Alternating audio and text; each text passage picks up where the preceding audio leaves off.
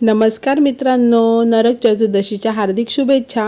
नरक चतुर्दशीच्या दिवशी बनवण्यासाठी छान अशी रवळी आम्ही काल केली, त्याची प्रोसेस तुम्हाला दाखवते। रवळीची पूर्ण रेसिपी ऑलरेडी चॅनलवरती अपलोड आहे।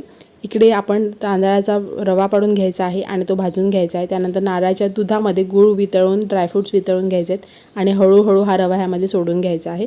अगदी छान असं शिऱ्यासारखा हा आपला रवा बनून तयार होतो आणि वरून खूप सारं तूप सोडून घ्यायचं आहे। आता ह्या वेळेसची जी रवळी आहे ती आपण करणार आहोत चुलीवरती। मागच्या वेळेसची मी रेसिपी अपलोड केलेली ती होती कुकरमधली। आता हे बघा छान अशी चूल लावून घेतली आहे आणि त्यावर एक तवा ठेवला आहे, म्हणजे आपली रवळी खालून करपायला नाही पाहिजे म्हणून। आणि त्यावरती आता हे आपण टोप ठेवून घेणार आहोत, ज्यामध्ये आता आपण रवळी बनवून घेतली। वरून दुसरा तवा ठेवून घेणार आहोत आणि त्यामध्ये हे जे सगळं आता खाली आपण पेटवून घेतलं आहे ते पेटवलेली आपली नारळाची सालं पेटून घेतली आहेत। तुम्ही इथे तुमच्याकडे जर लाकडं असतील तर ती पेटवून घेऊ शकता। आणि हे वरती सुद्धा आपण असंच पेटवून घेणार आहोत, म्हणजे खालून आणि वरून दोन्ही साईडनं छान असं रवळीला आपला शेक लागणार।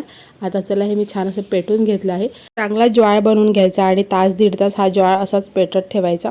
आता रात्र झाली आहे म्हणून मग मी हे घरात उचलून आणलं। आता हे वरचं जे आपण पान ठेवलं होतं केळीचं ते छान असं करपलं आहे आणि तुम्ही बघू शकता किती सुंदर रंग आला आहे आपल्या रवळीला। हे बघा आता ही रवळी गरम आहे। आम्ही ही काल बनवली होती आणि आज सकाळी आता मी ही कट करणार आहे, म्हणजे पूर्ण रात्र तुम्ही ही रवळी अशीच ठेवून द्यायची, म्हणजे ती छान सेट होते।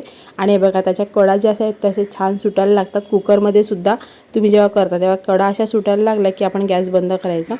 हे बघा छान सुंदर अशी रवळी बनवून तयार झाली। चला आता मी तुम्हाला दाखवते कट करून ती कशी झाली आहे।